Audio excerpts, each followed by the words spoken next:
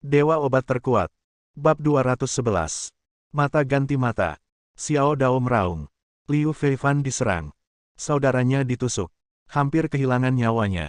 Bajingan ini tidak tahu siapa Liu Feifan, atau bahwa dia punya banyak saudara laki-laki. Aura pembunuh yang mendidih membuat kepala pelayan keluarga Su gemetar. Dia tidak menyangka Liu Feifan dan saudara-saudaranya akan sangat marah ketika mendengar Liu Feifan terluka, yang benar-benar membuatnya takut. Siapapun yang menyentuh saudaraku, aku tidak akan pernah melepaskannya.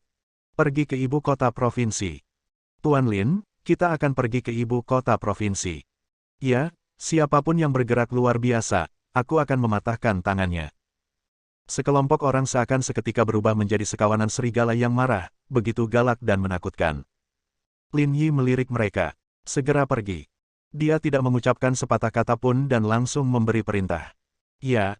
Xiao Dao dan yang lainnya berteriak serempak, dan segera berbalik untuk mengemudi, bahkan tidak repot-repot mengganti pakaian mereka yang berlumpur. Apakah kamu akan pergi? Ketika Ye Qiansui mendengar sesuatu terjadi pada Liu Feifan, dia menunjukkan sedikit kekhawatiran. Lin Yi mengangguk. Anda. Ye Qiansui mengerucutkan bibirnya dan berkata, perhatikan keselamatannya. Lin Yi tidak berkata apa-apa lagi. Ketika mobil melaju, dia langsung masuk dan membawa pengurus rumah tangga keluarga Su bersamanya kembali ke ibu kota provinsi.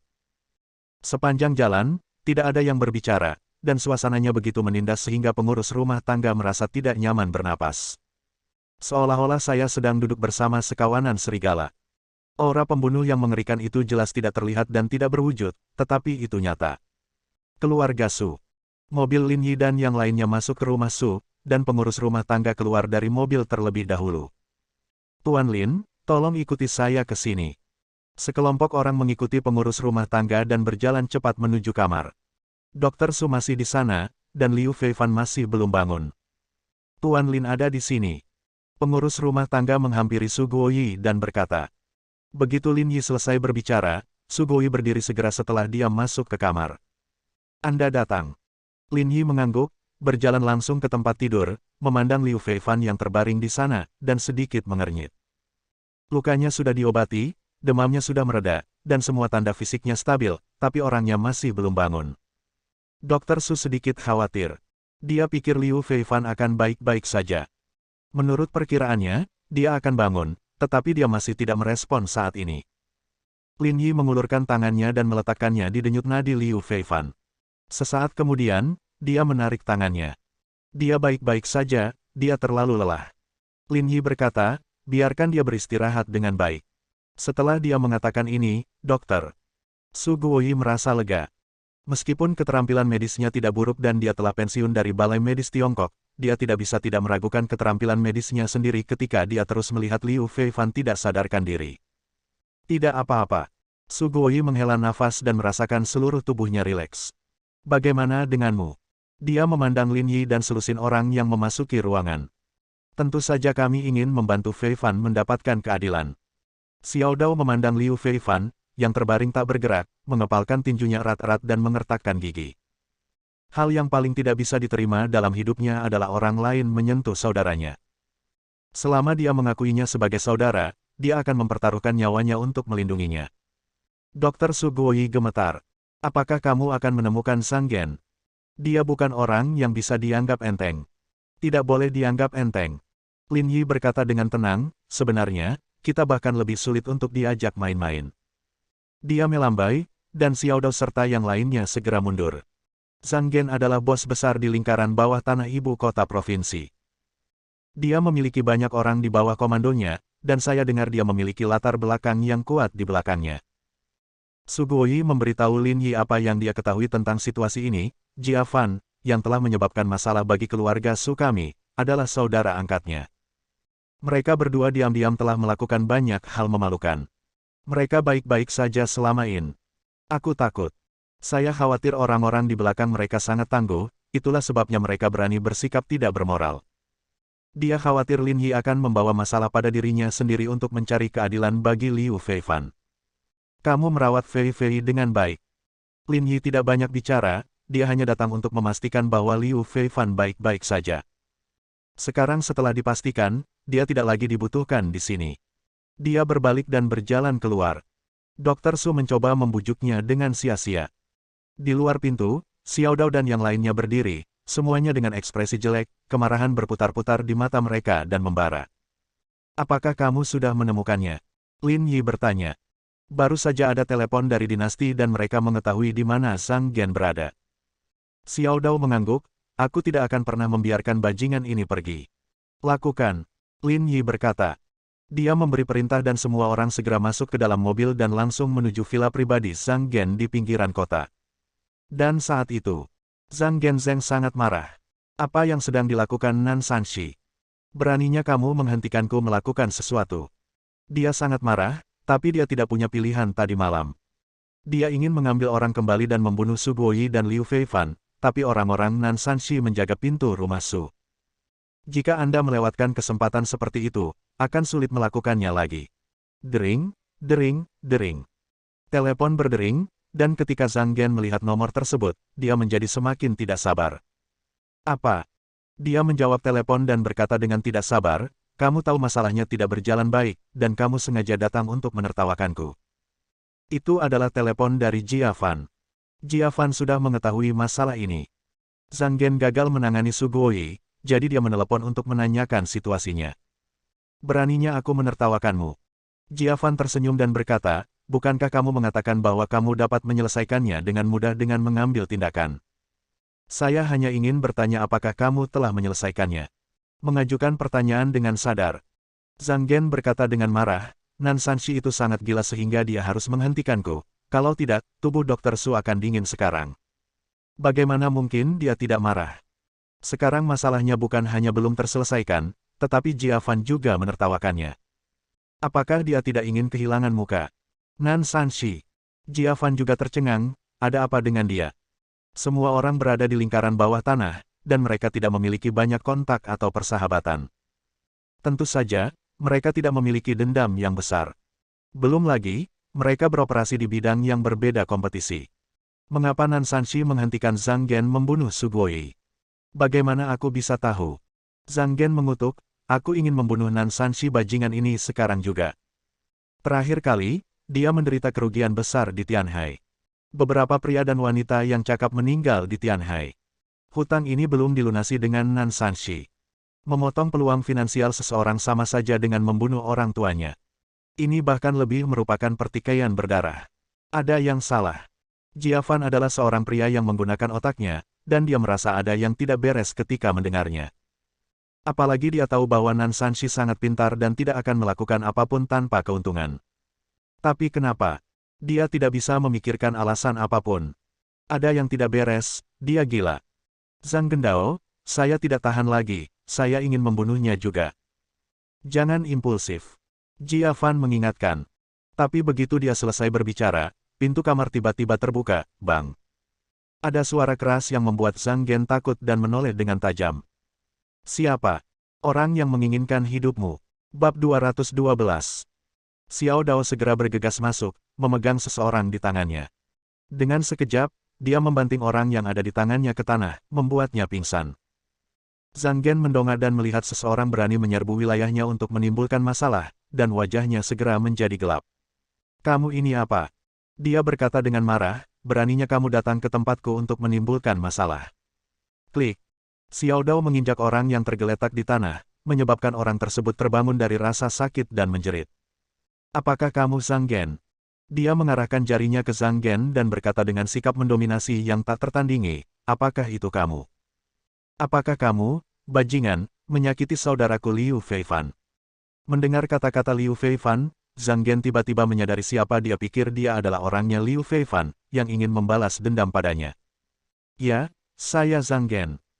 Zhang Gen mendengus, menutup telepon, memutar nomor baru, dan menatap Xiao Dao, apakah Liu Feifan saudaramu?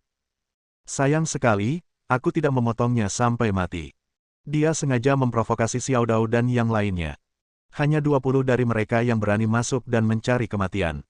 Masuklah, rumahmu telah dirampas, di mana kamu mati. Zhang Gen mengumpat di telepon. Setelah mengatakan itu, dia membuang teleponnya ke samping, tidak melihat ke arah Xiao Dao dan yang lainnya sama sekali. Dia berjalan beberapa langkah dan hanya berjarak 5 atau 6 meter dari Xiao Dao dan yang lainnya. Jelas, Menurutnya, Xiao Dao dan yang lainnya akan segera mati. Dia tidak keberatan dengan orang mati.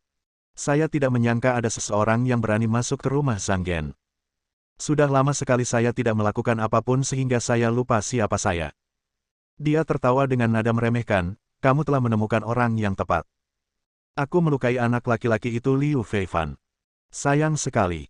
Jika bajingan Nan Sanshi itu tidak ikut campur, dia pasti sudah lama mati. Omong-omong, Xiao Dao tidak lagi ingin berbicara omong kosong. Ada cahaya yang sangat terang di matanya. Orang lain di belakangnya mengepalkan tangan mereka satu persatu. Zhang Gen sangat sombong, dia benar-benar tidak menganggapnya serius.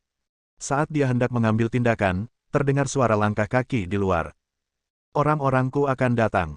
Zhang Gen menyipitkan matanya dan memandang Xiao Dao dan yang lainnya dengan bercanda, seolah-olah dia sedang melihat sekelompok orang bodoh.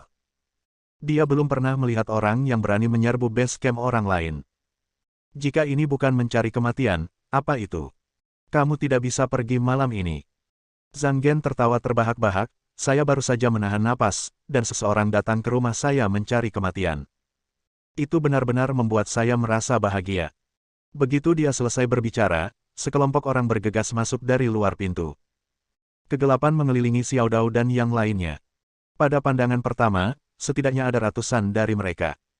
Sebagai perbandingan, Xiao Dao dan yang lainnya hanya berjumlah 20 orang, jadi ada perbedaan besar dalam jumlahnya. Tongkat, parang, dan senjata pembunuh bersinar dengan cahaya dingin, sangat menakutkan. Tapi tidak ada sedikit pun rasa takut di wajah Xiao Dao dan yang lainnya. Matanya menjadi semakin tajam, dan dia sama sekali tidak peduli dengan hidup atau mati. Apakah ada orang lain? Xiao Dao bertanya. Ekspresi Zhang Gen berubah, kamu terlalu gila, kamu sedang mencari kematian. Dia melambaikan tangannya, bunuh mereka. Dengan perintah, sekelompok orang gelap bergegas menuju Xiao Dao dan yang lainnya, seolah-olah mereka akan ditelan air pasang. Membunuh. Adapun Xiao Dao dan yang lainnya, tidak ada yang mundur. Mereka semua meraung, berubah menjadi serigala yang menakutkan, dan bergegas menuju semua orang. Ledakan. Begitu mereka melakukan kontak, tinju Xiao Dao itu menghantam wajah seseorang dengan keras seperti gunung dan batu. Terdengar bunyi klik, dan suara retakan tulang terdengar jelas. Bahkan hidungnya pun roboh. Tinju yang menakutkan. Xiao Dao berteriak, matilah aku. Dia mengayunkan tinjunya, bereaksi dengan cepat, dan cepat. Pukulannya eksplosif dan dia meninju seperti banteng. Begitu pria di seberang mengangkat tongkat basebalnya, tinju pisau itu mengenai wajahnya dan membuatnya terbang. Ledakan. Ledakan, ledakan. Dia benar-benar seekor banteng dalam wujud manusia. Orang-orang lainnya juga sama, seolah-olah mereka masih berada di tempat latihan, menghadapi tiang kayu yang bergerak itu, sambil menghindar dengan cepat, mereka meninju, mengambil kesempatan terbaik untuk melakukan serangan balik. Ah! Hidungku! Hidungku! Tanganku patah, tulangnya retak, ah! Hentikan mereka dengan cepat, hentikan mereka dengan cepat. Bang! 20 orang baru saja dikelilingi oleh ratusan orang, tetapi jika dilihat sekarang, jelas 20 orang inilah yang mengelilingi ratusan orang. Xiao Dao sudah dengan panik mengejar lawannya, menangkap salah satunya dan meninjunya dengan kekuatan sedemikian rupa hingga dia membuat orang itu pingsan.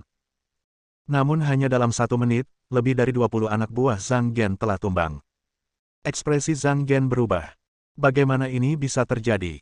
Xiao Dao dan yang lainnya sangat mampu bertarung. Dia tidak tahu bahwa orang-orang seperti Xiao Dao sangat terampil, dan mereka tampak seperti telah dilatih untuk menjadi cepat, akurat, dan kejam. Begitu dia bergerak, tidak ada usaha yang sia-sia, dia hanya membuat orang itu pingsan dan membuatnya terbang. Begitu menakjubkan. Zhang Gen menggelengkan kepalanya, mengetahui bahwa jika ini terus berlanjut, bahkan jika dia memiliki ratusan orang di rumahnya, mereka tidak akan dapat menggunakan keterampilan mereka. Dia segera mengangkat teleponnya lagi dan memutar nomor tersebut. Ayo, ada yang tidak beres. Begitu dia selesai berbicara, Xiao Dao itu melesat ke arahnya dan meninjunya. Zhang Gen tanpa sadar mengulurkan tangan untuk memblokirnya, dan telepon tiba-tiba terbang dan jatuh dengan keras ke tanah. Bentak. Hancur berantakan. Zhang Gen mundur beberapa langkah, wajahnya dipenuhi niat membunuh. Kamu berani. Matanya melebar, ini adalah ibu kota provinsi. Jika kamu berani menimbulkan masalah di sini, apakah kamu tidak takut menyinggung Guru Fu? Xiao Dao mengepalkan tangannya. Tuan Fu. Saya tidak kenal dia. Dia berteriak dan bergegas, aku mengenalmu sekarang.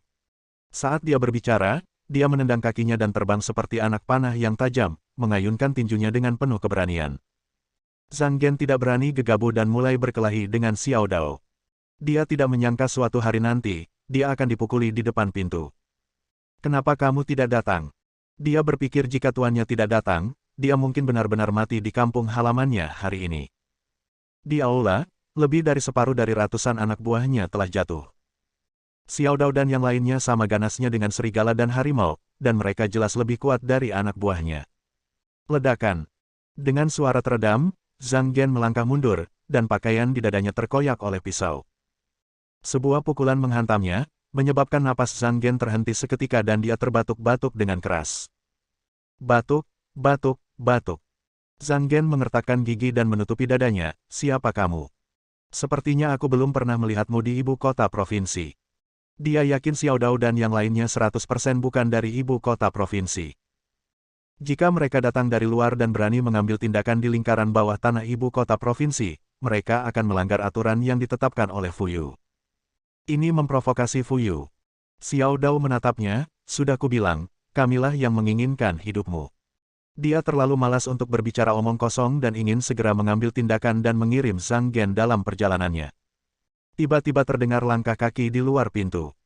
Zhang Gen sangat gembira dan melihat ke atas, akhirnya kita sampai di sini. Dia tiba-tiba merasa tenang dan melirik Xiao Dao.